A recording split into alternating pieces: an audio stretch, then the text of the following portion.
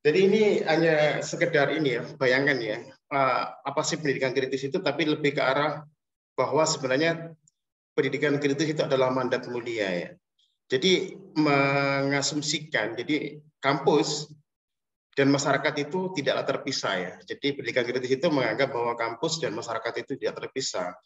Nah, jika terpisah atau ilmu memisahkan diri dari masyarakat, jadi masyarakat itu benar-benar apa ya bergerak apa adanya ya, tidak menggunakan ilmu nah gitu. Sementara yang punya ilmu ini kampus ini kayak menyendiri gitu ya, seolah-olah terpisah dari masyarakat. Nah, jika masyarakat dan kampus ini terpisah, lalu pertanyaan Bacon itu apa tujuan menciptakan ilmu pengetahuan ya jika tidak memiliki manfaat bagi masyarakat. Jadi sebenarnya pendidikan kritis ini dimulai dari pertanyaan Bacon ini ya.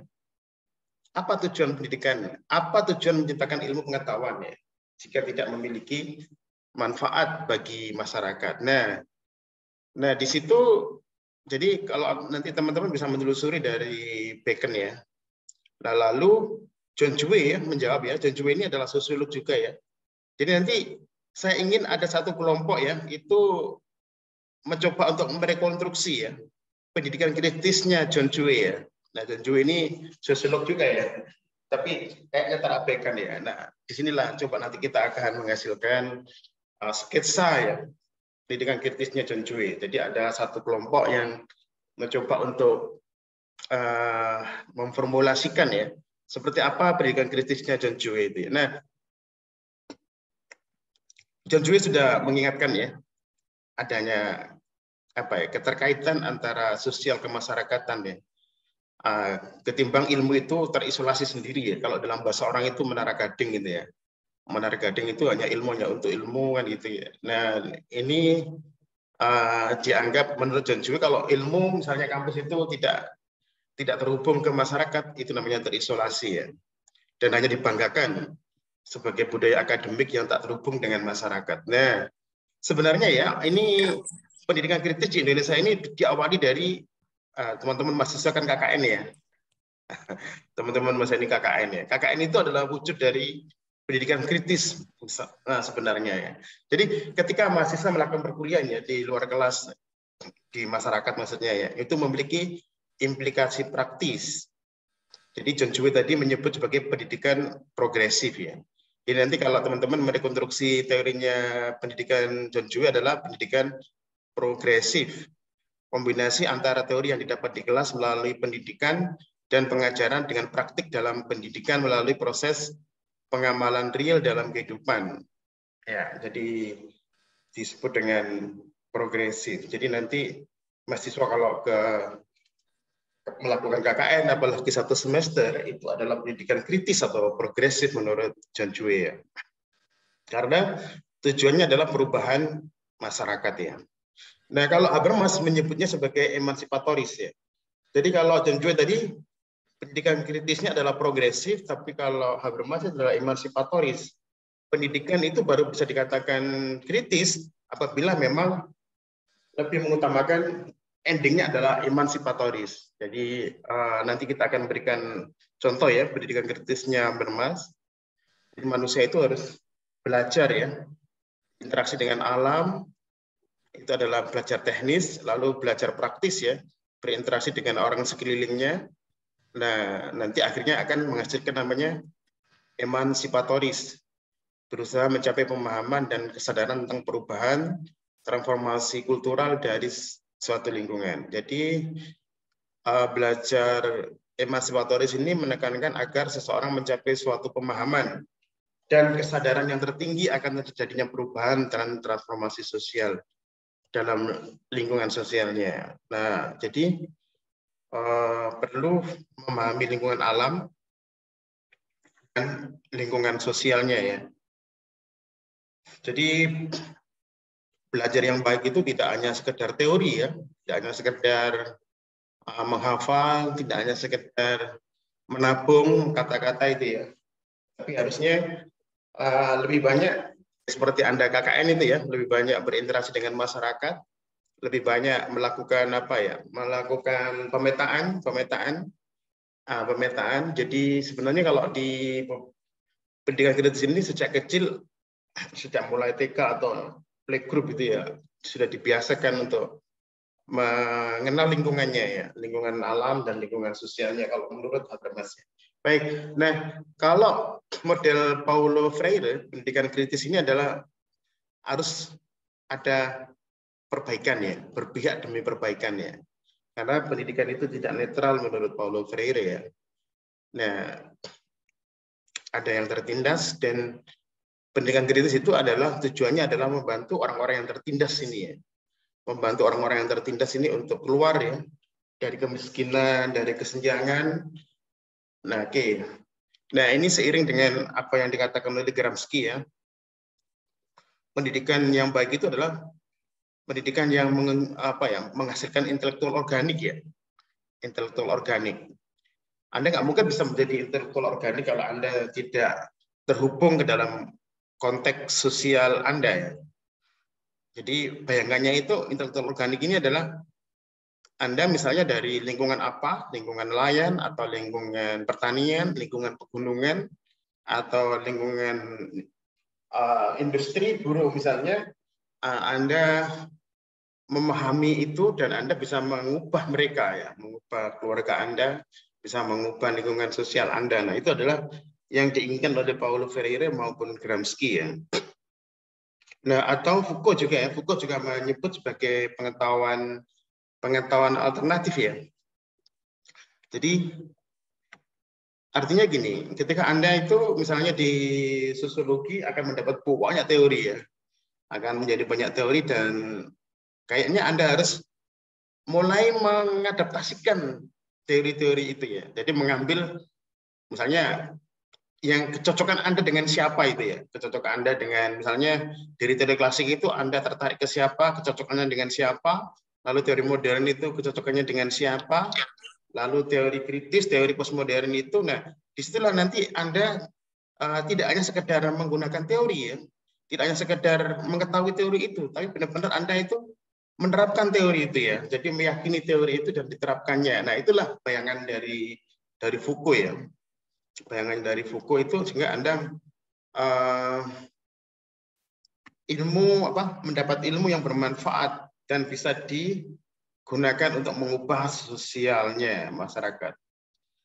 Oke, baik. Nah, sebenarnya di pendidikan kritis ini adalah memang kita bicara tentang fungsi intelektual ya. Intelektual yang baik itu yang seperti apa? Nah, ini kalau Anda bisa tampil ini ya, Gramsci ya. Ini pilihan Anda ya, apakah Anda menjadi intelektual tradisional atau intelektual organik ya. Kalau Anda jadi intelektual tradisional, ya tidak perlu menggunakan pendidikan kritis ya. Cukup ada misalnya kuliah, lalu cukup kuliah saja ya, di kos lalu kuliah, lalu belajar yang baik, dapat nilai yang baik A semua, atau ada aminnya, lalu lulus kerja. Nah itu mungkin itu adalah intelektual tradisional ya. Tapi kalau ada misalnya intelektual organik di sini, misalnya Anda kuliah di sosiologi UNESA misalnya, kalau di sini Anda tidak cukup di kos dan di kampus ya. Jadi misalnya ada orang dari Lamongan misalnya ya, orang dari Lamongan lalu kuliah ke sosiologi UNESA misalnya. Nah, ini pilihannya apakah menjadi intelektual tradisional atau intelektual organik. Kalau intelektual tradisional, lalu ngekos di Ketintang situ, lalu tiap hari antara interaksinya itu jalan kakinya dari kos ke kampus, dari kos ke kampus, urus itu sampai 4 tahun lulus, 4 tahun lulus, lalu dapat ijazah, lalu ngelamar pekerjaan, setelah lulus ngelamar pekerjaan ya, kemana-mana sampai beberapa akhirnya diterima. Nah, itu kalau intelektual tradisional ya. Tapi kalau intelektual organik misalnya tadi dari Lamongan lalu kuliah di UNESA, nah dia tidak akan interaksinya hanya sekelompok gitu ya, sekelumit ya antara kos dengan kampus, tapi benar-benar dia menggunakan basis sosial di Surabaya itu. Dia pelajari lingkungan sosial Surabaya itu ya. Nah, dia pelajari misalnya kalau dia dari mana, misalnya dia misalnya lahir di Pantura, di daerah Paciran, mungkin dia akan mengambil setting Kenjeran gitu ya. Dia akan mempelajari Kenjeran, nelayan Kenjeran misalnya. Nah, bagaimana memahami nelayan misalnya. Kalau misalnya dia lahir di Lamongan misalnya perkotaan misalnya, dia akan mencoba untuk memahami basis Surabaya ini kan perkotaannya ya. Jadi waktunya itu seimbang ya, waktunya seimbang ya, memahami masyarakat Surabaya lalu kuliah. Jadi itu ada keseimbangan dan mungkin lebih banyak belajar di ini ya, di konteks sosialnya ya. Jadi mempelajari Surabaya itu tidak mudah ya. Nanti berinteraksi dengan banyak orang ya, dari kalangan, dari institusi, dari lembaga. Jadi menyerap ilmu mereka kan itu kan. Jadi mungkin 50% untuk memahaminya. Sehingga dia itu benar-benar siap ya. Mereka itu benar-benar punya ilmu ya, ilmu pengetahuan kan gitu ya, dari pengalaman orang-orang Surabaya itu. Jadi itu adalah intelektual organik ya. Lalu mereka nanti mencoba untuk membandingkan misalnya basis masyarakat di Lamongannya itu dengan di Surabaya itu dibandingkan dalam mencari celah bagaimana cara mengubah itu ya. Nah, itu kalau bayangan Gramsci ya. Jadi tidak seperti intelektual tradisional ya, yang datang ke Surabaya ngekos lalu hanya di kosan, terus di warkop, warkop Telkom Ketintang misalnya, lalu waktunya habis digunakan di kampus itu ya. Nah, sementara intelektual organik ini enggak. Dia menggunakan basis Surabaya itu, mempelajari konteks kondisi sosial masyarakat Surabaya, kulturnya, lalu lembaga-lembaganya itu, lalu nanti dia akan berdebat dengan dosen-dosennya ya. Hasil pengamatan, hasil observasi itu digunakan untuk apa ya? Untuk bahan perkuliahan ya. Jadi kalau tiap dosen ngomong A, dia langsung punya data, dia mengkonter dosennya kalau dosennya salah, kan gitu ya, dia mengoreksi dosennya, lalu dia mendiskusikan misalnya tentang masalah-masalah aktual kan gitu. Nah, itu sehingga akhirnya apa? Mahasiswa ini atau intelektual organik ini berfungsi kan gitu ya. Berfungsi untuk dirinya, untuk keluarganya, untuk masyarakatnya, dan juga untuk kampus. Jadi menggeret dosen itu biar tidak hanya ngomong teori gitu. Tidak hanya ngomong fakta yang apa itu aja ya. Diajak dosennya ini untuk diskusi aktual gitu ya, masalah-masalah yang lagi apa ya, lagi mengenai masyarakat ya. Terserah mau masyarakat marginal misalnya, kalau Anda memang tertarik di situ, ketika misalnya kita lahir di Lamongan dengan apa ya, dengan strata marginal, mungkin saya akan lebih memahami masyarakat marginal Surabaya. Nah, seperti itu. Nah, kalau Anda lahir misalnya di masyarakat menengah di Lamongan, mungkin ketika di Surabaya akan memahami juga masyarakat menengah itu. Nah, jadi artinya intelektual organik ini akhirnya akan bermanfaat ya, bermanfaat untuk dosennya juga ya, sehingga dosennya coba untuk digeret gitu ya, tidak memberi materi yang itu saja ya, tapi diajak untuk memecahkan masalah yang ada di Surabaya itu. Itulah sebenarnya gambaran Gramsci ya. Sekarang teman-teman bisa merefleksikan seperti apa, apakah bayangan Anda itu ke organik atau ke tradisionalnya Gramsci. Lalu ada Foucault ya, sama Foucault ini juga ya. Foucault misalnya, kalau Anda ingin menjadi intelektual universal misalnya, ya hanya mempelajari tentang prinsip-prinsip umum ya, kan gitu ya.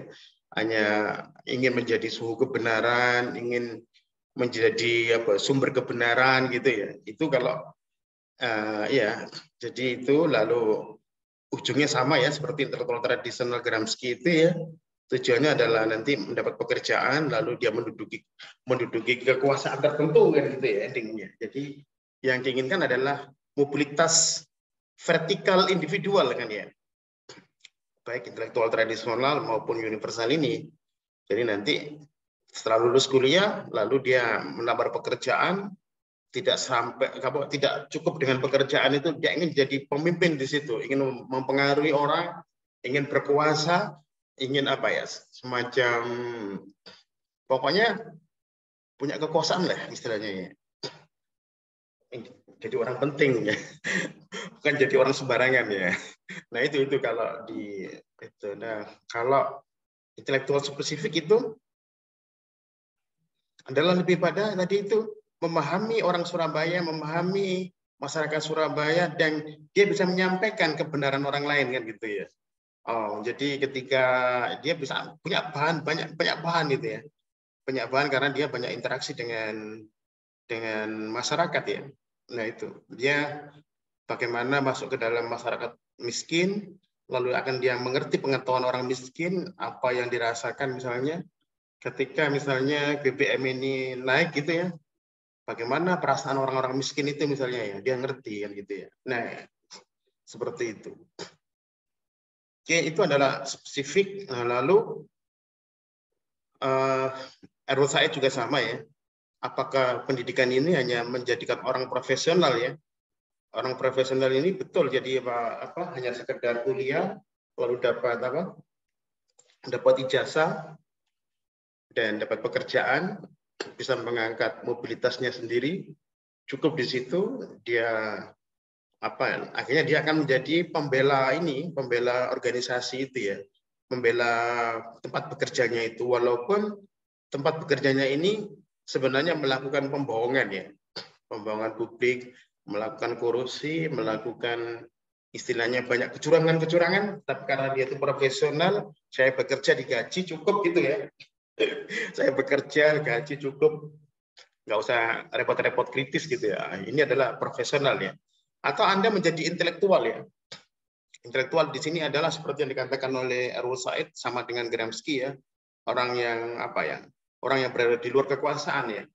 Pelajar apa berada di luar kekuasaan artinya dia lebih hidup dengan masyarakat-masyarakat marginal, masyarakat-masyarakat pinggiran, ia bersama masyarakat marginal untuk membela kebenaran ya. Jadi satu yang profesional tadi menyembunyikan kebenaran ya.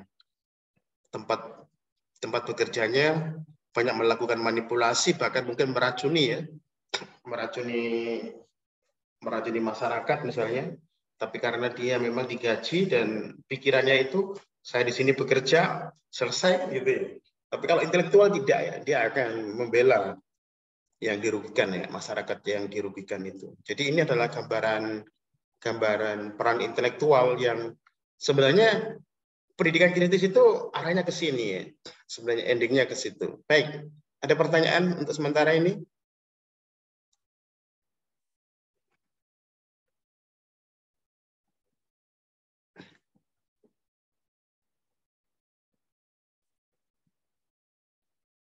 Ada pertanyaan?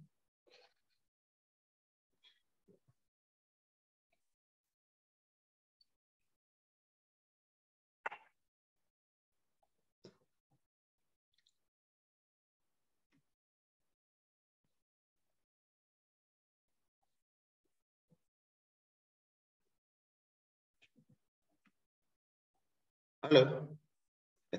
Ini tidur semua ini.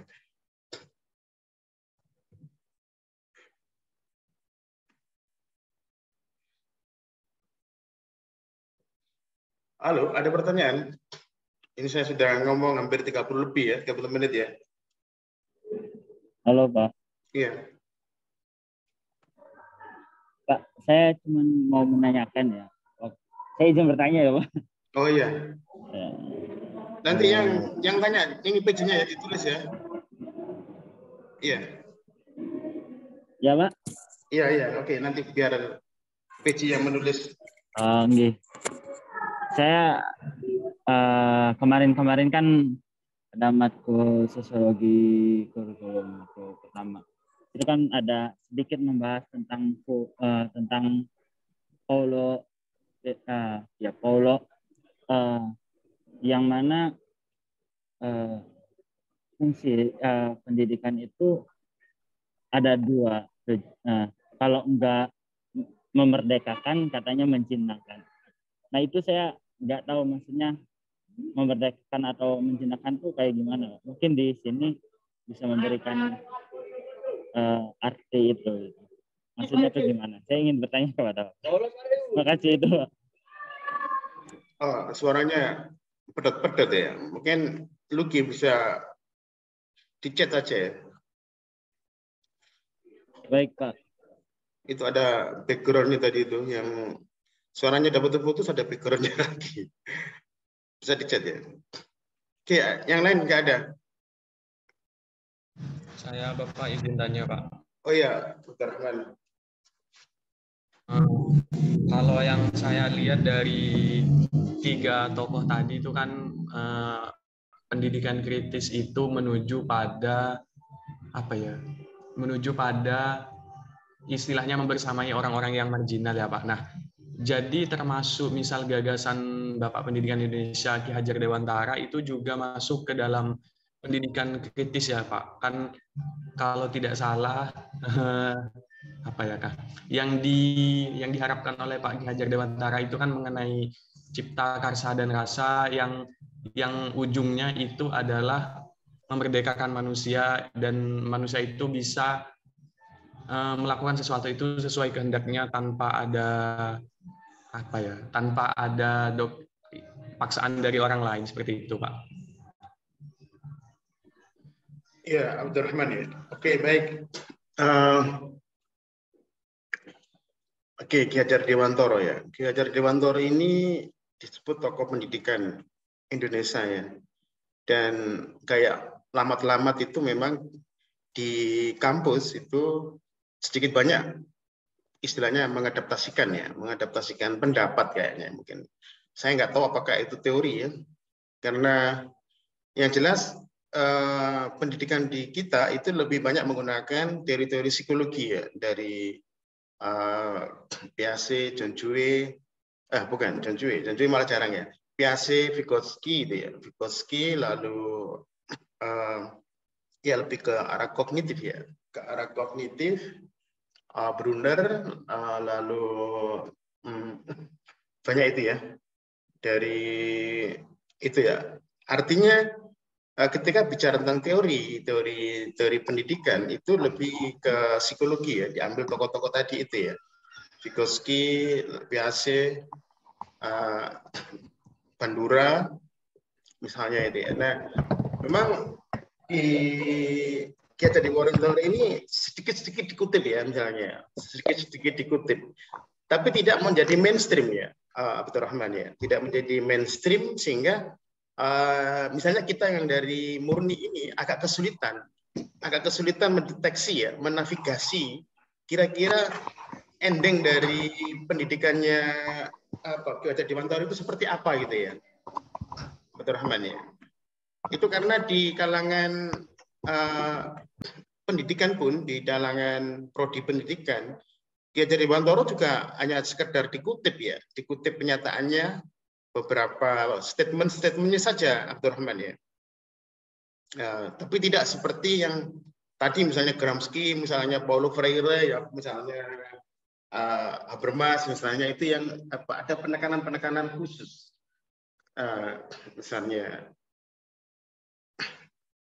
itu ya. Jadi Abdurrahman ya, kami yang dari ilmu murni ini juga sulit menavigasi seperti apa gagasannya Ki Hajar Dewantara ya dalam pendidikan. Apakah bisa disejarkan dengan Paulo Freire, apakah bisa disejarkan dengan John Dewey misalnya, atau disejarkan dengan Gramsci ya, karena di sini pun hanya sekedar dikutip ya pernyataan-pernyataan dan tidak menjadi mainstream teori pendidikan ya.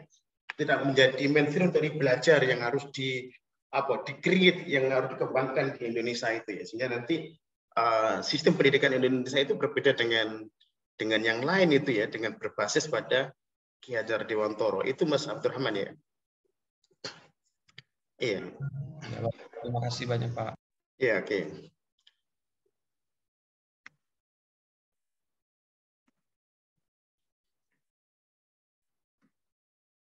Iya, tadi ini ada Sinta ya. Apa bedanya intelektual tradisional yang dimuatkan oleh Antonio tentang bekerja di belakang meja dengan pendapat Errol Said yang menyembunyikan kebenaran atau manipulasi dalam peran profesional. Jadi sebenarnya Errol Said itu mengambil ini ya. Kalau Anda misalnya nanti membaca tentang peran intelektual, itu sekarang buku yang paling bagus itu bilangnya Errol Said ya. Intelektual itu seperti apa ya? Nah, Eros Said ini mencoba untuk untuk membaca kembali konsep intelektual Gramsci ya, dan mengambil contoh seperti apa sih intelektual itu ya. Nah, sebenarnya yang intelektual tradisional itu kalau dalam bahasanya Eros Said itu ya profesional ya. Kalau misalnya ada orang yang merasa lebih suka disebut profesional ya gitu ya. Lebih suka disebut profesional. Dan saya kira yang lebih bagus itu adalah kategorinya Eros Said ya. Hanya membedakan antara profesional dengan intelektual gitu ya. Kalau Gramsci kan mengatakan bahwa semua intelektual ya, semua itu intelektual walaupun yang bekerja di belakang meja juga intelektual, tetapi mungkin tidak punya fungsi intelektual ya. Nah, yang punya fungsi intelektual itu adalah mereka yang intelektual organik ya. Maksudnya dia akan bermanfaat bagi masyarakatnya ya, bagi orang di sekitarnya, itu namanya intelektual. Jadi hampir sama ya. Jadi kalau intelektual tradisional itu pasti nanti endingnya itu menyembunyikan kebenaran ya, memanipulasi kan gitu. Karena dia nggak suka penelitian ya, dia hanya sekedar hanya sekedar ngobrol gitu. Mungkin waktu zaman rezim ya, Orde Baru misalnya, itu intelektual tradisional atau sama dengan profesional ini membela biasanya, membela kebijakan regulasi-regulasi. Ya tidak harus Orde Baru ya, misalnya sekarang gitu ya. Ketika ini ada rezim ya, misalnya ada ya, bagi intelektual itu semua rezim ya, semua yang berkuasa itu rezim ya. Misalnya ketika ada kenaikan harga BBM itu, Anda bisa lihat ya, mana profesional dan mana yang intelektual. Kalau intelektual kan tadi dia bersama orang miskin ya. Jadi kenaikan harga BBM sedikit pun akan mengubah kan gitu, akan mempengaruhi. Satu mempengaruhi inflasi, yang kedua akan mempengaruhi kehidupan mereka. Mungkin bagi orang yang kaya kenaikan itu tidak seberapa signifikan kan gitu ya. Kalau pendapatnya di atas 10 juta misalnya. Tapi kalau pendapatannya hanya 50.000 misalnya atau lebih bawah lagi, itu ketika ada kenaikan BBM misalnya, yang naik itu ya banyak ya, makanan juga naik ya, sembako juga naik ya, sembako naik, makanan naik, nah itu. Jadi kalau profesional dia akan membela, misalnya, lu saya ini pegawai ya, saya akan membela regulasinya itu, kan gitu. Misalnya dia akan memberikan alasan, misalnya harga BBM naik itu kenapa? Karena harga minyak dunia itu naik gitu misalnya. Jadi ada banyak penjelasan. Kaum intelektual tradisional sama profesional itu seringkali dia ingin menyenangkan, yang penting bosnya senang, yang penting dia aman gitu aja ya, mencari aman aja itu ya, Sinta ya. Jadi sama ya. Jadi ini sekaligus tantangan bagi Sinta, apakah Sinta ingin menjadi kaum profesional atau intelektual ya. Kalau profesional ya Anda bekerja untuk diri Anda sendiri. Nah, karena Anda bekerja untuk diri sendiri, maka yang penting menyenangkan gitu, menyenangkan lembaga Anda, institusi Anda kan gitu. Yang misalnya masyarakat nggak bengok, ya nggak penting bagi Anda itu ya. Baik itu ya, Sinta ya. Baik Pak, makasih. Oke, sama-sama. Ya mungkin ini Septian ya. Kalau memerdekakan jelas ya tadi ya Septian ya, bahwa Paulo Freire ini kan pendidikan itu tidak netral ya, harus ada pemihakan. Yang mana yang dipihak? Jadi Paulo Freire itu sama dengan Eros Said ya. Yang dibela adalah yang miskin ya, yang tertindas kan gitu, yang tidak punya kekuasaan. Jadi sebenarnya hakikat dari intelektual itu sendiri, kata-kata intelektual itu adalah mereka bekerja bersama orang-orang miskin ya. Mereka satu barisan bersama orang miskin. Dia merasakan orang miskin, penderitaan orang miskin itu. Jadi itu makanya ingin memerdekakan. Memerdekakan itu artinya apa? Ya memerdekakan dari penindasan misalnya. Misalnya tadi yang profesional maupun intelektual tradisional mengatakan harga BBM kenaikan itu sudah platform misalnya. Kamu bandingkan dengan Malaysia misalnya, kamu bandingkan dengan luar negeri misalnya. itu BBM bisa sampai 30.000 misalnya 1 liter misalnya itu ya. Nah, tetapi di sini artinya kalau kita misalnya mungkin ya para regulator itu kan nggak mengerti ya, nggak mengerti kehidupan konteks sosial. Nah ini fungsinya intelektual itu adalah menjelaskan gitu loh. Ketika BBM ini naik, itu kasihan mereka yang berpenghasilan seperti ini. Dia akan mengalami apa kan gitu ya. Jadi memerdekakan di sini adalah bukan terus ya bolehlah memerdekakan dalam arti membuat posisi mereka lebih bagus juga iya. Tetapi yang paling penting adalah menjelaskan bahwa ketika regulasi itu harus mementingkan orang miskin ya. Mementingkan dalam arti minimal akan mengerti lah konsekuensinya gitu ya bagi orang miskin itu seperti apa.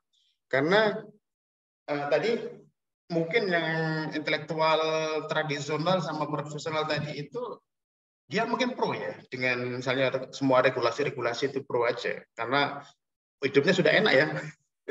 Hidupnya sudah enak dan dia nggak punya pengetahuan. Artinya dia nggak punya pengetahuan bagaimana orang miskin itu hidup ya. Bagaimana orang miskin itu penderitaan kan gitu ya. Dia nggak punya pengetahuan itu. Yang tahunya tadi kan seperti yang dikatakan dia kuliah kan, kuliah di kampus, di kos-kosan mungkin orang tuanya misalnya memberikan uang bulanan misalnya dengan berlebih lalu dia kuliah saja kan, kuliah lalu ke kampus lagi ke kos, kampus kos misalnya. Kafe, kampus, kos, kafe, warkop, itu 4 tahun itu ya. 4 tahun ya. Jadi kehidupannya itu enak ya. Kehidupannya itu enak. Dan akhirnya nanti dia lulus, dia akan menjadi tradisional, dia akan menjadi profesional. Dia nggak mengerti bahwa di luar sana itu ada banyak orang miskin. Di luar sana itu banyak orang menderita ya. Jadi kenaikan apapun akan bisa membuat mereka sengsara ya, disitulah artinya ya. Menjinakkan juga sama. Ini mungkin bahasanya mungkin ya Mas ya, masalah mungkin Paulo Freire tidak menggunakan kata menjinakkan tidak ya, mungkin memerdekakan ya. Misalnya ya, itu mungkin bahasa yang sudah diterjemahkan ya, terjemahkan ya. Tapi akhirnya nanti banyak ya. Teori-teori Paulo Freire ini banyak digunakan untuk pemberdayaan ya artinya. Jadi memerdekakan di sini adalah memberdayakan Mas ya, Mas Luki ya, memberdayakan, mencoba untuk biasanya orang yang marginal, biasanya orang miskin itu sebenarnya adalah karena dia nggak punya resources ya, dia nggak punya koneksi, relasi, dia nggak punya apa ya, nggak punya kekuasaan, nggak punya kewenangan. Nah, disitulah akhirnya nanti dimerdekakan atau diberdayakan ya, diberdayakan. Dikonekkan dengan relasi-relasi kekuasaannya itu sehingga nanti minimal misalnya gini, contohnya Mas Luki, ini mungkin DPR ya, DPR misalnya ketika ada regulasi-regulasi itu misalnya mungkin Mas Luki bisa membayangkan tadi ya, mereka itu kuliah ya, kuliah misalnya lalu dia tinggal di kos yang elit ya, yang kos yang ya, tidak harus elit ya, ya pokoknya yang enak ya, punya kos lalu punya pendapatan ya, bukan pendapatan dari orang tua maksudnya ya, dikirim orang tua, hidupnya enak gitu ya, sehingga cukuplah dalam 1 bulan itu ya untuk nongkrong juga ya, ke kafe atau ke warkop, nongkrong itu akhirnya dia lulus. Dia tadi 4 tahun itu tidak punya basis pengetahuan tentang masyarakat di sekelilingnya kan, tidak punya ya karena dia tidak melalang buana ke Surabaya itu ya, dia nggak tahu masyarakat di Kenjeran seperti apa, masyarakat Senen Kali itu seperti apa, dia nggak tahu masyarakat di pinggir rel kereta api itu seperti apa, dia nggak tahu anak jalan seperti apa, dia nggak tahu pemulung itu seperti apa kehidupannya. Akhirnya dia memang benar-benar buta ya, buta orang miskin ya. Nah seperti itu. Lalu dia akhirnya dia menjadi profesional, bekerja, sehingga dia nggak punya apa-apa. Misalnya kalau dia menjadi penguasa misalnya, menjadi gubernur, menjadi presiden, menjadi DPR, maka dia nggak punya pengetahuan itu. Nah, makanya diperlukanlah intelektual organik atau intelektual spesifik ya, menurut buku atau intelektual itu sendiri ya, untuk menjadi apa? Bukan penyambung lidah ya. ya menjelaskan lah, menjelaskan, lebih arah menjelaskan. Jadi akhirnya teorinya Paulo Freire ini nanti akan menjadi model pemberdayaan ya, memberdayakan. Dari PAR itu juga menggunakan Paulo Freire maupun yang terbaru ya, CBBR ya, itu juga pakai Paulo Freire. Jadi mendidik mereka ya, mendidik mereka lalu mengkonekkan, tidak hanya mendidik ya, mengkonekkan dengan kekuasaan, dengan relasi-relasi kekuasaan, sehingga mereka sedikit banyak memiliki kekuasaan ya, Mas Luki ya, di situ ya, sedikit banyak memiliki kekuasaan. Bayangannya gini Mas Luki ya, contohnya, misalnya ini ada masyarakat di desa ya, dia itu kalau Anda misalnya, makanya nanti kalau Anda KKN hati-hati ya, kalau Anda disodorkan mitranya itu siapa, biasanya ya kepala desa yang menyodorkan, ini mitranya ya, kerjasama dengan ini aja gitu. Nah ini bukan yang dikatakan oleh Paulo Freire ya. Dalam Paulo Freire itu perlu kita melakukan outreach, penjangkauan. Mana yang paling miskin, mana yang paling tertindas, mana yang paling marginal, itu Paulo Freire. Sehingga dia akan mencoba untuk site pemetaan wilayah, pemetaan lokasi ke sudut-sudut desa itu. Mungkin perlu waktu 2 bulan, mungkin perlu waktu 3 bulan untuk mencari mereka itu. Karena mereka biasanya terdiam. Mereka biasanya nggak punya kata-kata. Mereka selama ini dimarginalisasi. Ya. Mereka yang selama ini nggak ke balai desa. Mungkin ke balai desa cuma setahun sekali ya. Bukan setahun ya. Misalnya ke balai desa mungkin cuma waktu pemilihan kepala desa ya. Jadi setahun sekali dalam 5 tahun itu misalnya. Nah, orang-orang seperti ini harus dicari, lalu dikumpulkan sesama nasib, senasib, lalu diberikan legalitas, diberdayakan, didampingi, lalu dikonekkan dengan relasi-relasi yang lain, misalnya diajak berubah, misalnya tergantung passionnya di mana, misalnya mau kewirausahaan misalnya. Nah kalau kewirausahaan makanya kita akan temukan misalnya 10 orang itu ya, 10 orang mereka itu kita temukan, lalu kita ajak berdiskusi, lalu kita beri ilmu, kita beri ilmu apa? Ketika kita melakukan observasi, mereka juga kita dampingi observasi. Kita latih mereka observasi. Kita latih mereka melakukan penelitian. Nah, itu Mas Luki ya. Jadi apa yang kita miliki itu harus dimiliki mereka. Kan gitu ya. Jadi penelitian kita kenalkan bagaimana cara mengobservasi, melakukan apa ya. Itu. Nah, jadi sampai nanti mereka paham. Jadi apa yang kita miliki itu benar-benar terkopi oleh mereka. Nah, tapi dengan dengan pendekatan langsung ya. Jadi learning by doing itu ya, dengan belajar langsung ya, dengan bimbingan kita itu. Nah, akhirnya mereka misalnya kita konekkan ke balai desa ya, ke Pak Lurah, ini ada lembaga, ini ada orang-orang yang perlu pendampingan, ini adalah kelompok dampingan kami Pak Lurah. Mereka membutuhkan legitimasi, membutuhkan kelembagaan, bukan legitimasi, kelembagaan. Ini kami bentuk namanya kelompok masyarakat merdeka misalnya, kelompok masyarakat merdeka KMK misalnya merdeka. Akhirnya mereka ketemu dengan Pak Lurah dan jajarannya. Selama ini mereka nggak pernah diajak ngomong, akhirnya diajak ngomong kan. Lalu kita latih juga bahwa kalau misalnya kita beri mereka pengetahuan untuk FGD, kita beri pengetahuan untuk bertanya kan gitu. Sehingga nanti mereka akan bertanya kepada Pak Lurah misalnya. Tiba-tiba mereka bertanya, Pak Lurah kira-kira dalam tahun ini apa regulasinya apa? Regulasi dalam pemberdayaannya apa?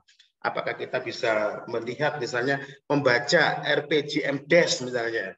Apakah kita bisa membaca punya informasi? Nah, bayangkan mereka yang awalnya itu termarginal ya, itu tiba-tiba kita ajak ke balai desa lalu berdiskusi, lalu bertanya kepada kepala desa tentang RPJMDes, bertanya tentang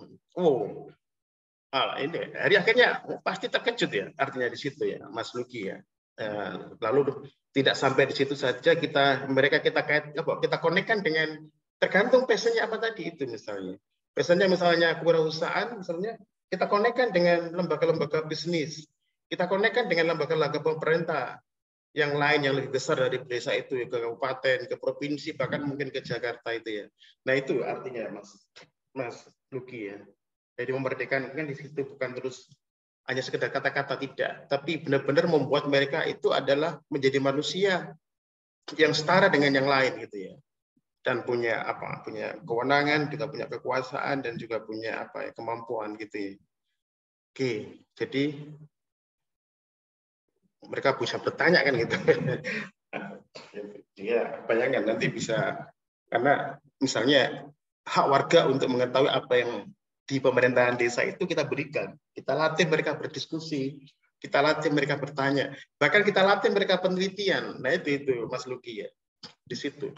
Itu yang kenapa kok Paulo Freire ini bagus, karena menginspirasi pemberdayaan PAR dan CBBR ya, yang terbaru ya. Mungkin itu Mas Luki.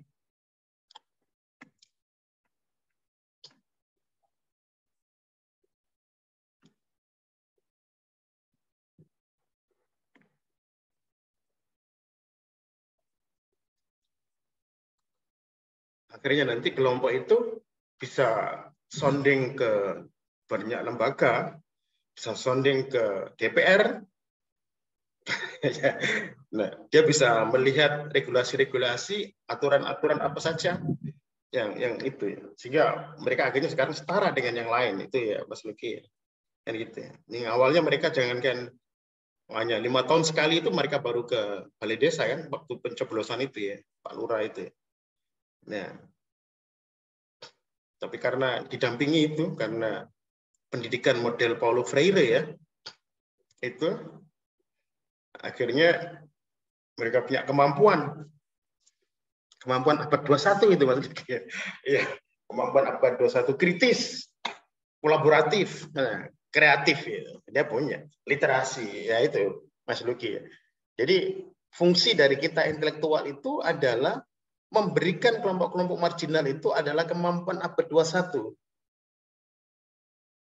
Literasi, lalu kritis, kepala desanya baru ngomong 5 menit, dia sudah ngomong 10 menit. Nah, itu baru kritis itu. Ya, kepala desanya ngomong 20 menit, dia bisa ngomong 30 menit. Nah, itu namanya kritis. Lalu kreatif, misalnya dia bisa mencari celah-celah, gitu, dan bisa berkolaborasi ya, berkolaborasi secara pentahelik gitu ya, dengan lembaga pemerintah, dengan komunitas, dengan media, itu ya, atau dengan pebisnis itu namanya memerdekakan Luki ya, Mas Luki ya. Di situ. Oke, ada lagi pertanyaan?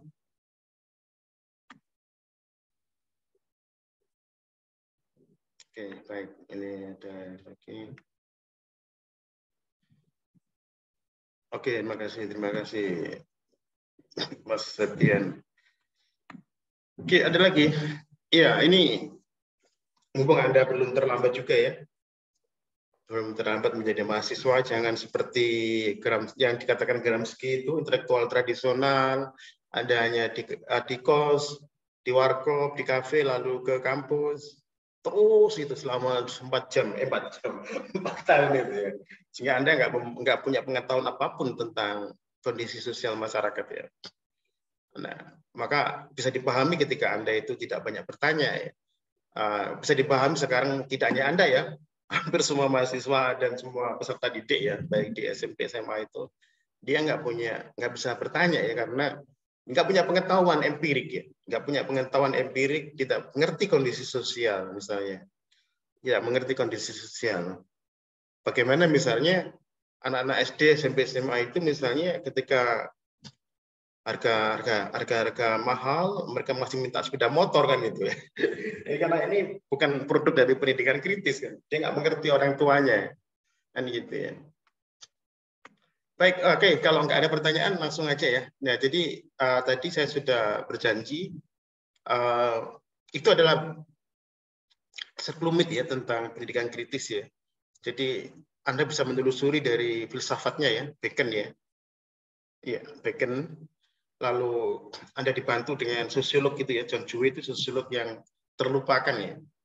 Ya, coba Anda nanti kali lagi ada satu kelompok yang mencoba untuk memahami John Dewey, seperti apa sih pendidikan progresif itu ya. Nah, jadi nilai Anda akan ditentukan itu ya, kemampuan Anda meng-create itu ya, pendidikan progresif atau model pendidikan kritisnya Paulo Freire, learning by doing ya. Ya, itu.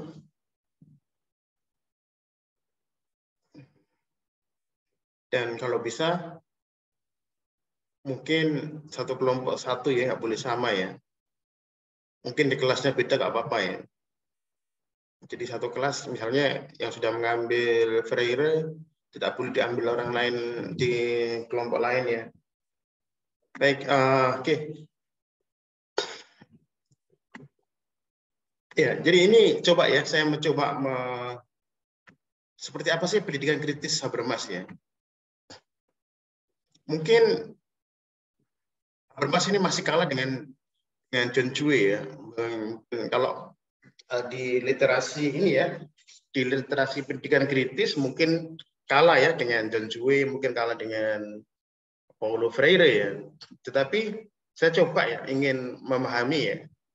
Karena di pendidikan kritis juga ada Habermas ini saya kira kok lebih ini ya. Ya ada plus minusnya ya. Misalnya Paulo Freire misalnya itu sangat bagus ya diterapkan mungkin di lingkungan yang kemarin kita bahas itu ya, pendidikan orang dewasa ya. Kalau yang Habermas tadi, kalau yang Paulo Freire ya. Tapi Habermas ini, pendidikan kritis Habermas ini bisa diterapkan di PAUD pun, di PAUD atau di TK atau di SD, SMP, SMA ini bisa, bahkan di pendidikan perguruan tinggi bisa ya.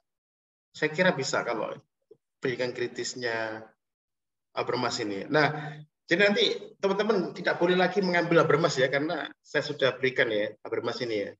Jadi nanti tolong mengambil yang lainnya. Foucault boleh. Baik, pendidikan kritis Jurgen Habermas. Nah, Habermas ini, ya Anda tahu bahwa ini sosiolog ya, ahli teori kritis ya, yang memiliki banyak terhadap pendidikan ya.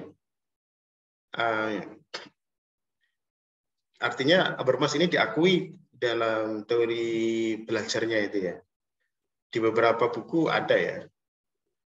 Dan saya kira sangat relevan ya dengan kurikulum Merdeka ini. Nah, bisa dikatakan belajar ya apabila ada interaksi dengan lingkungannya ya, individu dengan lingkungannya. Jadi ini coba diresapi ya. Belajar baru akan terjadi jika ada interaksi antara individu dengan lingkungannya ya, dengan alam, dengan sosialnya. Kadang-kala misalnya, kenapa orang memilih belajar misalnya di Jogja misalnya? Kenapa orang memilih belajar di Jakarta? Seharusnya di sini orang tidak hanya belajar di kampus ya, bukan di situ, tapi bagaimana dia ingin belajar di alam dan sosialnya ini. Dia pasti punya karakteristik berbeda antara Jakarta dengan Surabaya misalnya, antara Surabaya dengan Malang, antara Malang dengan Bali itu sangat berbeda ya. Nah, akhirnya menjadi sama ketika konsep belajarnya ini hanya di kos itu ya. Hanya di kos, lalu mampir di warkop itu sebentar, lalu ke kampus itu. Akhirnya hampir sama, padahal seharusnya tidak. Ini karena orang mengatakan saya ingin belajar di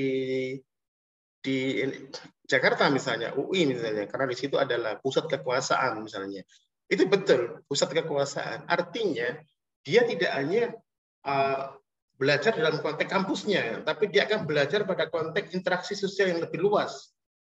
Di Jakarta adalah pusat kekuasaan, pusat peredaran uang yang besar di sana, sehingga dia bisa belajar dengan alamnya, alam Surabaya, alam Jakarta, alam Bali, alam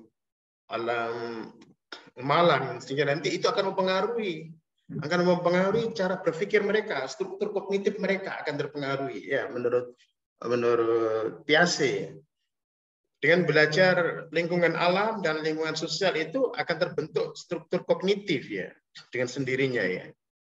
Ya, dengan sendirinya. Maka ketika misalnya orang tadi dari Lamongan lalu belajar ke Surabaya, dia akan mendapati alam dan sosial yang berbeda kan gitu ya. Yang awalnya mungkin dia di pesisir di daerah Patiran sana misalnya, mungkin dia lebih apa ya? Sehari-hari dia akan ketemu dengan masyarakat nelayan, lalu masyarakat marginal pedesaan misalnya, yang mungkin hidup damai. Kalau kata orang hidup damai karena juga mereka tidak mendalami juga. Kalau dia mendalam juga nggak damai juga ya, nggak damai juga. Lalu dia ke apa ya? Lalu dia ke UNESA. Nah, di UNESA itu dia akhirnya memiliki konteks yang lebih luas Surabaya kan gitu. Dia akan mempelajari bagaimana Surabaya ini alamnya seperti apa, kondisi sosialnya seperti apa. Bagaimana misalnya dia akan menghabiskan misalnya semester 1 dia akan menghabiskan di wilayah Surabaya Barat misalnya. Lalu semester berikutnya dia akan mencoba utara gitu ya. Daerah-daerah misalnya apa itu yang daerah Pelabuhan ya, utara ya. Pelabuhan, dia lalu bergeser ke utara yang agak ke barat, agak ke timur, misalnya Kenjeran gitu ya. Lalu semester berikutnya dia akan belajar lagi ke selatan itu ya, industri siar gitu ya. Dia akan punya banyak pengetahuan di situ ya. Bukan hanya di kos ya. Bukan hanya di kos ya. Di kos. Oke, jadi dia akhirnya sampai ke Surabaya pertengahan gitu, mungkin di semester 6 gitu ya. Dia ingin coba untuk memahami bagaimana dinamika sosial, dinamika konteks misalnya.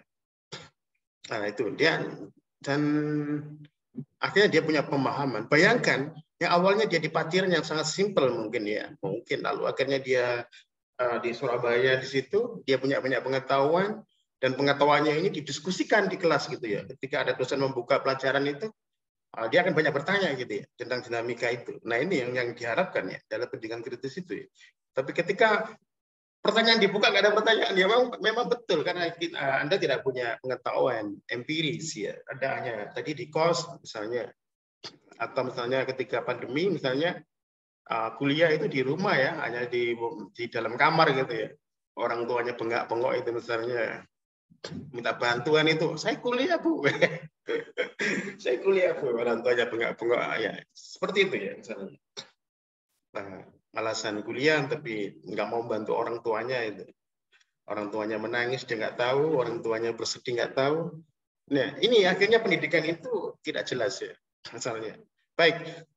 Jadi lingkungan belajar yang dimaksud ini adalah lingkungan alam ya maupun lingkungan sosial. Sebab keduanya tidak bisa dapat dipisahkan. Jadi misalnya alam di Patiran seperti apa, lalu konteks sosialnya jelas ya, melahirkan alamnya nelayan, mungkin di situ melahirkan hubungan sosial antara toke itu semacam bos ya, yang punya kapal misalnya, sama anak buah kapal ABK itu ya, misalnya. Itu mungkin di masyarakat yang di sana misalnya ketika itu kenapa kok jadi orang kaya ya, rumahnya bagus-bagus itu ya, dia punya kapal gitu penjelasannya misalnya. Itu kenapa kok miskin ya, dia anak buah kapal misalnya, seperti itu misalnya. Oke, jadi di situ ada stratifikasi sosial. Oke, baik. Nah, mungkin nanti ketika di Surabaya stratifikasinya lebih kompleks ya. Misalnya ketika hidup kita mengetahui bagaimana kompleks perumahan kaya misalnya di Citraland, lalu di Galaksi, lalu di apa itu yang Laguna gitu misalnya. Dia mengerti gitu ya. Jadi ada komplek-komplek perumahan kaya ya di Citraland. Dia habiskan waktunya untuk keliling gitu ya, mengobservasi, lalu di Galaksi, lalu di Laguna, ngerti gitu ya. Tapi dia juga mengerti tentang slum area gitu ya, kampung-kampung kumuh kan gitu ya. Kampung-kampung kumuh, dia paham betul di mana kampung kumuh itu ada. Lalu kantong-kantong kemiskinan, dia mengerti kan gitu ya. Ya, kantong-kantong kemiskinan. Dia akan paham di mana ini di Surabaya misalnya. Itu. Nah, di situ dia akan ngerti. Nah, oke. Itu yang dimaksud dengan belajar itu. Jadi belajar itu bukan hanya di kampus ya. Jadi belajar itu justru malah di lingkungan alam ini dan sosialnya. Nah, kata belajar ya menurut Habermas. Jadi makanya kenapa Habermas ini bisa diterapkan di PAUD pun ya. Di PAUD, di playgroup, di SD, SMP maupun di kampus ya. Belajar ada 3 tahap alam sekitarnya. Tadi ketika apalagi Anda sosiologi ya. Anda sosiologi ini misalnya harus mengerti ya tentang perkampungan-perkampungan itu. High class, perkampungan kumuh, perkampungan middle class, kelas menengah di mana, kan gitu ya. Nah, sampai paham nanti misalnya. Kalidami ngerti, Kenjeran ngerti, Kalidami, Jocoran ngerti kan gitu ya. Harusnya ya ngerti Kalidami seperti apa, Jocoran seperti apa, lalu Stren Kali Jagir itu seperti apa. Itu harusnya ngerti Anda ya, misalnya. Kalau Anda bekerja kuliah di Surabaya misalnya. Paham betul misalnya, di mana tempat-tempat PSK misalnya. Dulu Surabaya punya banyak itu ya, ada apa itu yang paling besar itu dulu Doli ya, Doli lalu Jarak. Doli dan Jarak ini berbeda, lalu ada Morrison yang ada Bangun Sari, itu ada rute-rutenya, jadi ngerti semua di situ ya. Ngerti. Jadi sangat disayangkan misalnya kuliah 4 tahun di Surabaya atau 3 tahun atau 2 tahun di Surabaya tapi nggak ngerti semua itu kan gitu. Jadi nggak ngerti alam Surabaya seperti apa, misalnya tempat-tempat kuburan, makam, itu bagaimana mereka masyarakat orang miskin ini menggunakan kuburan untuk tempat tinggalnya kan gitu ya. Misalnya di Kembang Kuning, di apa itu yang di dekat Kenjeran itu ya. Rangkai, kuburan Rangkai itu misalnya. Bagaimana orang-orang miskin ini hidupnya terlunta-lunta dan akhirnya dia hidup di kuburan gitu ya. Sebelum mati ya, sudah berada di kuburan ya. Ini kan kasihan ya, misalnya. Jadi Anda punya stok knowledge gitu ya, misalnya. Lalu belajar praktis, berinteraksi dengan orang-orang di sekelilingnya. Ya, tadi itu misalnya di Rangka itu, makam Rangka itu ada orang-orang di situ. Ada orang tidur di sana. Orang punya rumah kubu-kubu kecil yang portable itu ya. Kalau misalnya pemilik pewarisnya itu misalnya mau menziarah itu, rumah-rumahnya itu dipindah sebentar gitu ya. Memberikan kesempatan bagi penziarah untuk berdoa di kuburan orang tuanya atau saudara-saudaranya.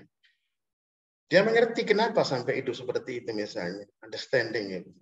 Berinteraksi dengan preman misalnya di Joyoboyo, di Bangurase misalnya, berinteraksi di situ, mengerti mereka.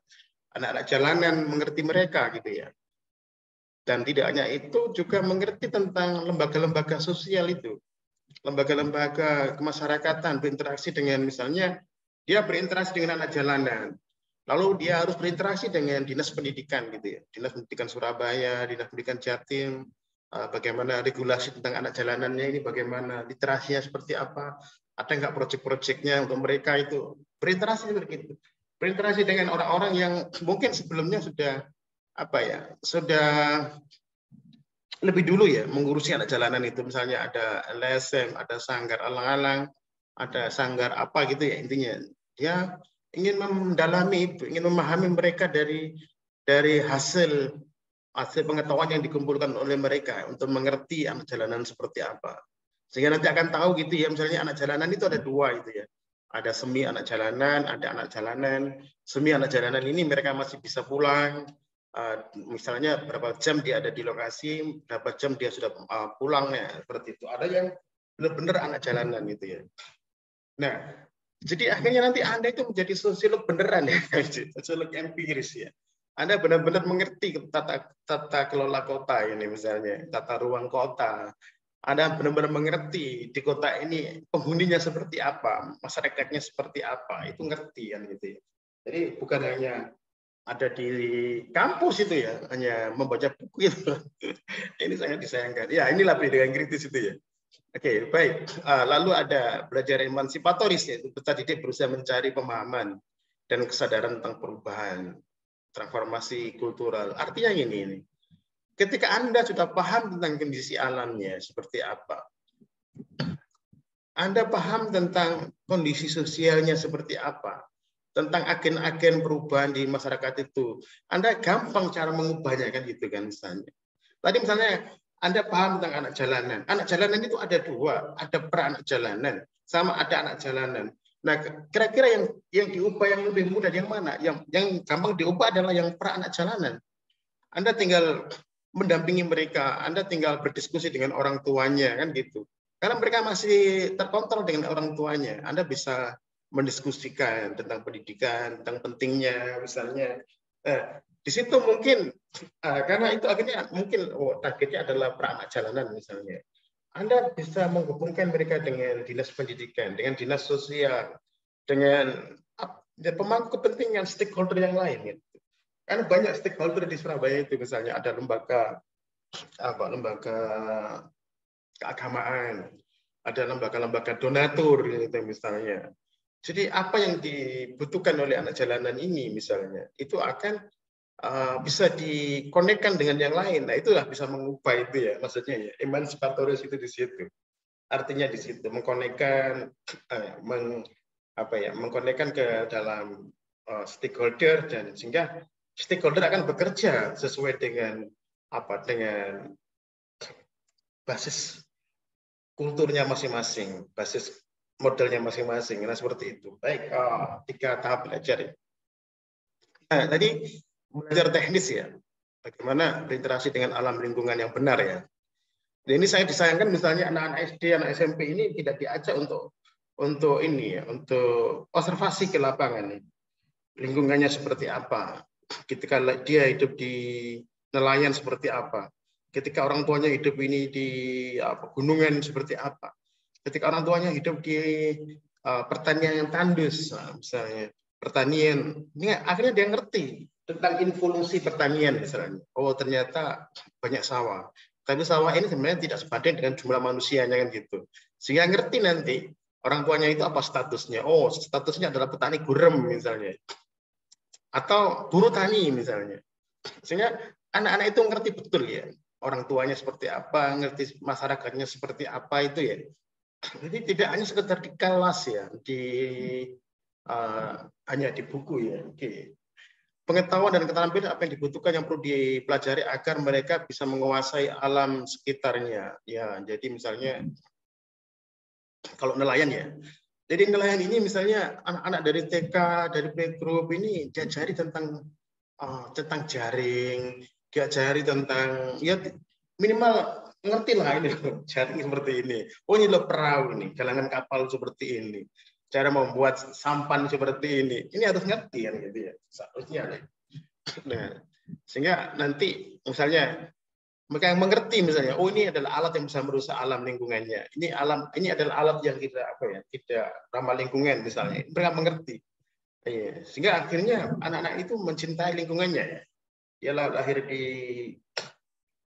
di pesisir, dia akan mencintai lingkungannya. Dia lahir di pertanian, dia akan menyayangi orang tuanya misalnya. Dia menyayangi orang tuanya yang hidup di alam yang tandus misalnya, yang hidup di lingkungan yang keras ya, keras dalam arti sini misalnya tanah yang sempit misalnya, tapi dia bisa bertahan sampai sekarang, membesarkan dia gitu ya.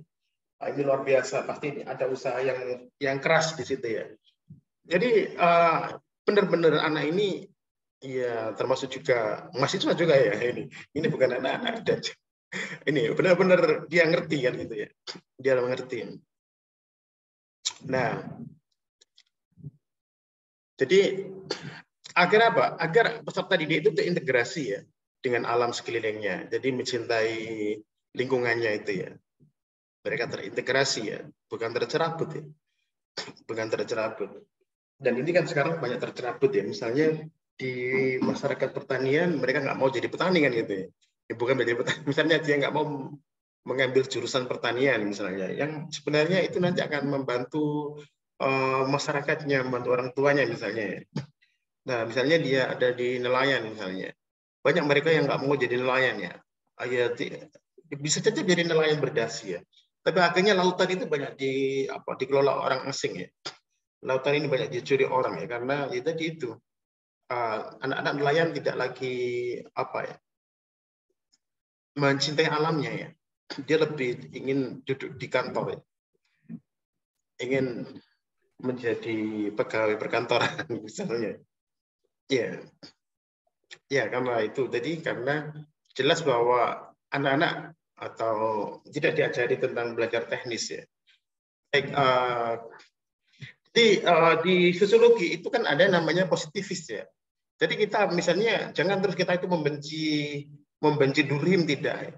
Dengan ilmu Durkheim itu bisa diterapkan di belajar teknis ini ya. Jadi analitik ya, empiriko analitik ya, ilmu pengetahuan empiris analitik ya, positivis klasik ya. Mengerti misalnya anak-anak itu jadi anak-anak SD itu SMP itu mengerti misalnya berapa ton penghasilan ini pertanian seluruh global di desa itu berapa ton, ngerti statistik gitu ya. Lalu mengerti juga modal yang dikeluarkan petani itu berapa gitu ya, modal awal berapa, lalu panennya berapa, lalu kira-kira masa dari menanam sampai panen itu kan mengeluarkan banyak uang itu berapa gitu. Jadi ngerti nanti mereka misalnya tadi nelayan juga ngerti ya. Daya tangkap ikan itu dengan kapal ini itu seperti apa, dengan perahu itu seperti apa, dengan mancing itu seperti apa itu ya. Jadi benar-benar ngerti. Nah, makanya di sosiologi itu Anda diuntungkan ya punya Durkheim yang positivis, itu punya Marx itu ya yang juga positivis juga ya.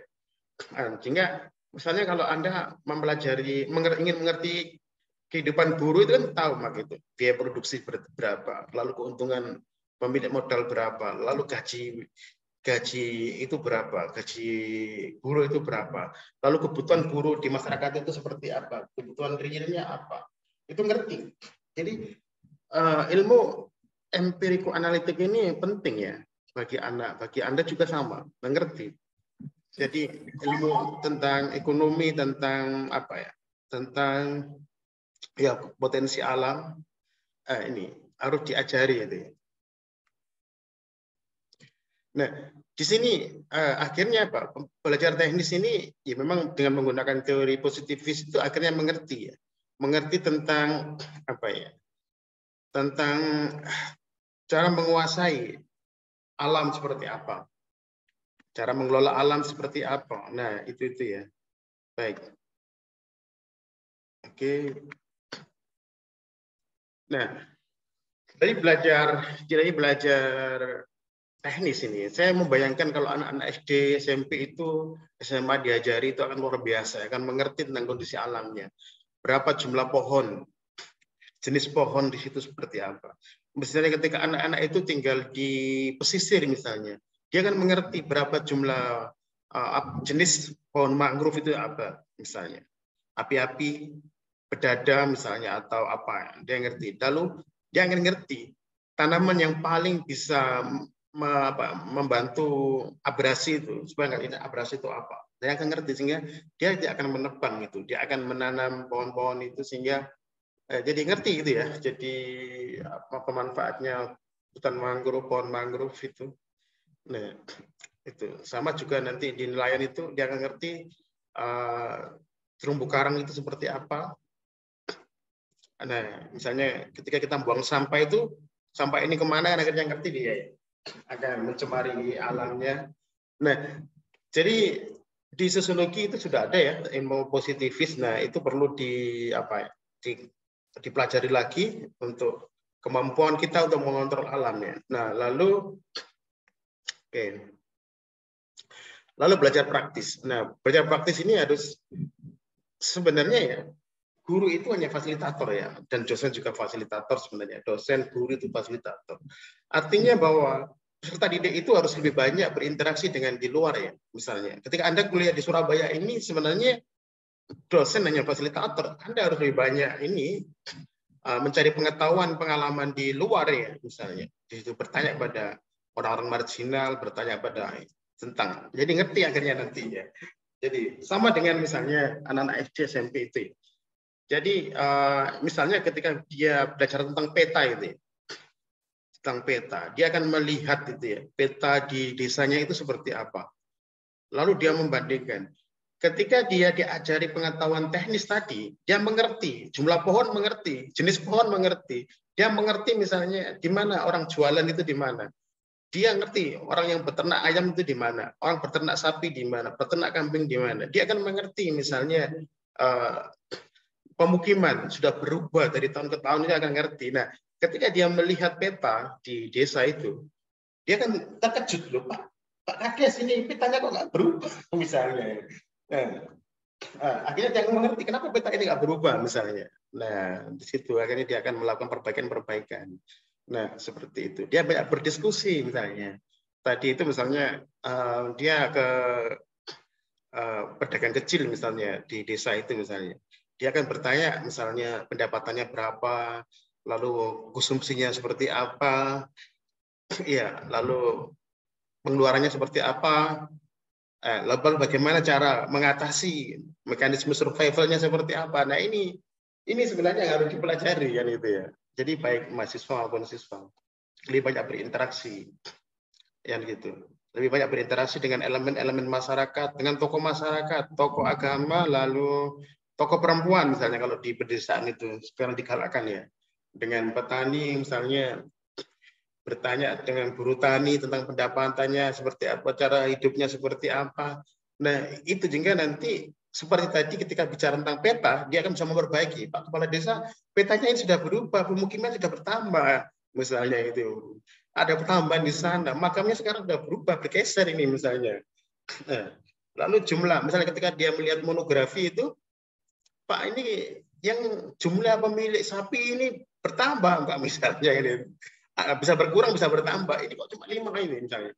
Jumlah pemilik, lalu dia coba ke BPPS ya. BPPS itu Badan Pusat Statistik itu di online itu ya misalnya. Dia akan mengeprint lalu menunjukkan ke kepala desanya itu perangkatnya, Pak ini BPS kita ini berubah toh, ini nggak pernah diubah, nggak pernah diupdate ini. Masa di sini banyak peternak kambing, tapi di sini tertulis nggak ada misalnya. Di sini tertulis misalnya apa produksi padinya itu berapa ton. Ini cuma berapa ton, cuma 1 ton kan. Padahal ini dalam satu panen bisa menghasilkan berapa ton misalnya. Dia akan mengecek di situ di BPPS. Nah, lalu dia akan melihat kenapa Pak kok nggak pernah diupdate ini. Apakah kesulitan data? Berarti Bapak nggak pernah lakukan riset kan gitu. Nggak pernah melakukan pengecekan. Nah, di sini akhirnya nanti akan kritis anak-anak itu ya, misalnya akan melihat aparat perangkat desa ini berarti tidak bekerja kan gitu ya, karena data-data pusat statistik nggak pernah diubah. Untuk mengubah itu maka perlu riset kan, perlu observasi kan, berarti mereka nggak pernah observasi kan gitu, nggak pernah observasi. Nah, jadi terlihat nanti misalnya jumlah kelinci gitu ya di BPPS itu tidak ada. Loh, padahal misalnya anak-anak SD misalnya akan protes, Pak, saya itu punya kelinci, Pak. Misalnya, kelinci saya ini sudah 2 tahun, Pak, dan jumlahnya sekarang ada 10. Ini kenapa nggak ditulis di situ kan gitu. Nah, jadi anak-anak TK, playgroup bisa bertanya gitu, karena dia punya basis kognitif, struktur kognitif tadi yang diambil dari teknis kan gitu ya. Ya. Nah, di situ akhirnya nanti perangkat desa ini tidak macam-macam. Bisa diprotes tahun depan kan gitu kan. Dia akan memperbaiki. Mas, kan gitu. Dia akan berpacu. Masa kita kalah dengan anak SD kan gitu. Masa kita kalah dengan anak-anak TK. Berarti kita kan nggak pernah bekerja. Inilah sebenarnya adalah inti dari emansipatoris itu. Jadi situ. Jadi Anda tidak bisa misalnya hanya belajar di kampus, lalu Anda bisa tahu segalanya tentang masyarakat perkotaan, itu nggak bisa.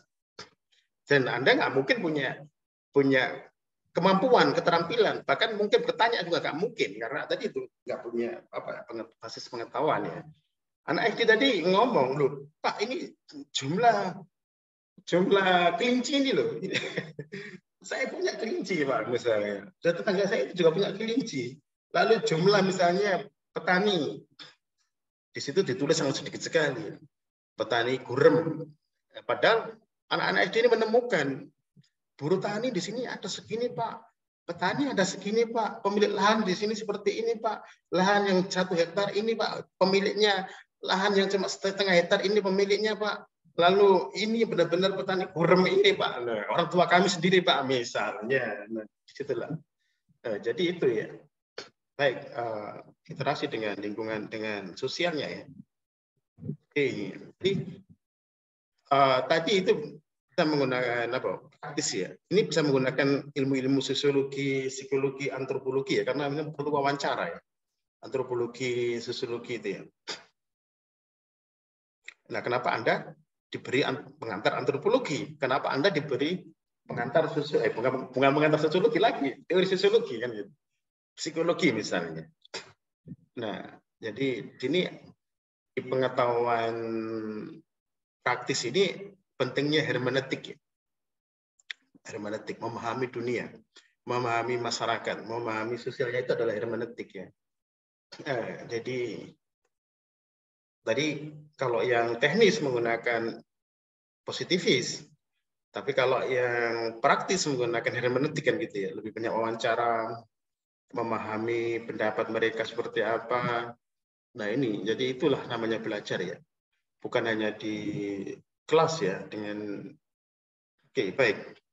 Di praktis ini memahami ya, memahami peradaban ya, memahami sejarahnya masyarakat seperti apa, sebelumnya seperti apa.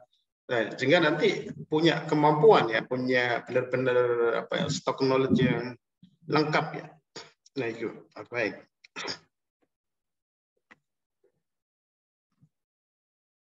Nah, jadi pentingnya hermeneutik ya. Oke baik. Lalu apalagi banyak tradisi-tradisi ya di masyarakat itu ya. Lalu menanyai apa pentingnya tradisi ini, misalnya saya mengerti betul ya. Misalnya saya kemarin ke Ponorogo ya, di masyarakat Carangrejo itu ya, itu banyak katanya banyak punya sejarah yang bagus ya, misalnya ada apa ya namanya bersih desa, bukan bersih desa ya, apa namanya itu ya. Artinya gini, masyarakat desa ini sebenarnya pertanian ya, bergantung pada pertanian dan sumber airnya itu sangat jauh ya. Karena sumber airnya itu sangat jauh, maka mereka menciptakan tradisi ya, menciptakan tradisi apa itu namanya yang di desa itu apa ya? Aku lupa namanya. Artinya tradisi ini sebenarnya untuk memberikan peringatan pada generasi sebelumnya bahwa pentingnya kita menjaga saluran air itu ya. Pentingnya menjaga saluran air. Hati-hati karena air ini ada sumber kehidupan itu ya. Baik, itu misalnya. Mungkin Anda punya banyak bayangan. Saya kira Anda sudah punya bayangan ya. Yang positivis itu adalah teknis. Kita mengerti tentang potensi alam, punya datanya, tidak hanya mengerti, punya data tadi. Seperti anak SD tadi punya data kelinci berapa, petani gurem berapa, lalu petani punya sawah berapa, yang punya sawah yang 1 hektar berapa, itu nanya. Lalu di belajar teknik praktis ini lebih mengerti kondisi sosialnya ya. Tadi misalnya sudah saya contohkan kalau Anda di Surabaya itu Anda akan ke anak jalanan, lalu Anda akan menanyai ke dinas sosial, dinas pendidikan, Anda punya ilmu tentang itu ya, audiensi kemana mereka itu, sehingga nanti kita ingin mengubah anak jalanan itu Anda sudah bisa, kan Anda punya tadi itu pengetahuan teknis dan pengetahuan praktis. Baik. Lalu ada emansipatoris ya. Belajar emansipatoris menekankan upaya agar seseorang mencapai suatu pemahaman dan kesadaran yang tinggi akan terjadinya perubahan dan transformasi. Jadi artinya emansipatoris ini tadi adalah intelektual organik atau intelektual spesifik itu yang tidak hanya sekedar mobilitas dirinya sendiri ya, tapi dia ingin ada mobilitas di masyarakatnya ya, di keluarganya, di masyarakat, di tetangga-tetangganya untuk yang lebih baik kan gitu ya. Nah, maka jelas diperlukan pengetahuan dan keterampilan kan untuk mendukung transformasi kultural itu. Anda nggak bisa misalnya bicara banyak tentang masyarakat Surabaya dan bagaimana mengajak masyarakat Surabaya ini berubah ke arah tertentu. Kalau Anda sendiri tidak paham tentang masyarakat Surabaya ya, tidak paham tentang kondisi fisiknya Surabaya dan kondisi kulturalnya Surabaya seperti apa. Nah, disinilah pentingnya bahasa yang diperlukan ya, budaya, pemahaman budaya dan bahasa. Karena di sini emansipator di sini pentingnya ini ya, mengajak seseorang. Di sini digunakan ilmu tentang bahasa. Nah, kalau kita menggunakan ilmu tentang discourse ini adalah menggerakkan orang dengan menyadarkan orang pentingnya tentang sesuatu itu ya. Mungkin itu dulu aja. Mungkin silakan ada yang bertanya. Permisi Pak Jeki, izin mengingatkan waktunya sudah habis Pak. Oke, waktunya sudah habis ya.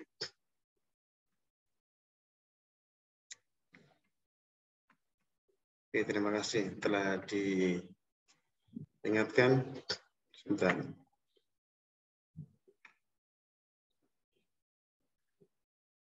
Apa? Kita sampai jam 10 atau jam 10 kurang seperempat?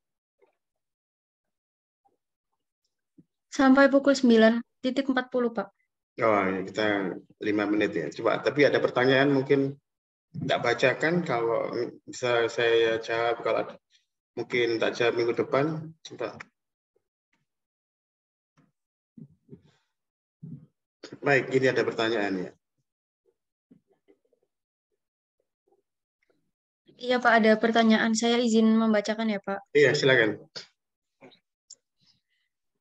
Bapak Jeki, saya ingin bertanya perihal belajar praktis. Contohnya teman-teman saya di desa yang orang tuanya petani, sangat banyak yang tidak memahami pertanian dan tidak ingin menjadi petani. Karena memang orang tua mereka tidak menghendaki anak-anaknya menjadi petani. Apakah kasus yang seperti ini dapat menjadi hambatan belajar ala Habermas? Terima kasih Pak. Hanya orang tuanya tidak mau jadi petani karena petani dia kesulitan kan. Dan ya karena gini, ketika orang tua melarang anaknya itu, dia menganggap bahwa anaknya ini nggak punya kemampuan. Kan gitu ya. Nanti akan menjadi seperti dirinya orang tuanya itu. Nah, tapi kalau orang tuanya ini percaya bahwa anaknya itu punya kemampuan misalnya.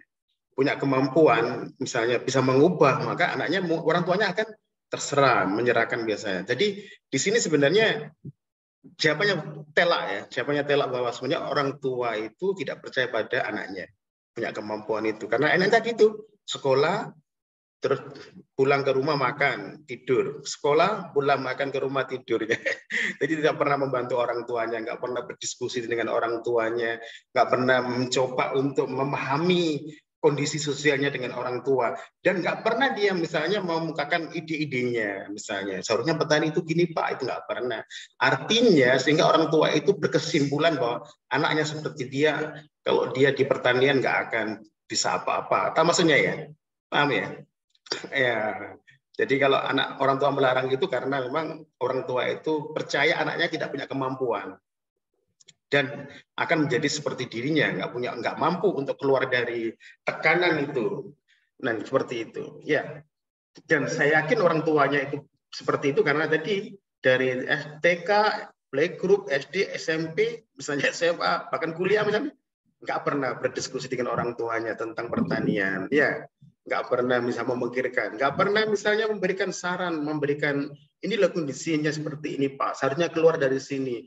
Misalnya tanamnya harus diubah. Nah itu, mungkin itu aja. Terima kasih. Dan saya sampaikan, mohon maaf karena kelebihan, ya karena tadi kita telat ya, kita masuk tapi masih belum siap. Terima kasih, sampai jumpa kembali. Selamat pagi dan Assalamualaikum warahmatullahi wabarakatuh. Saya tutup langsung aja ya.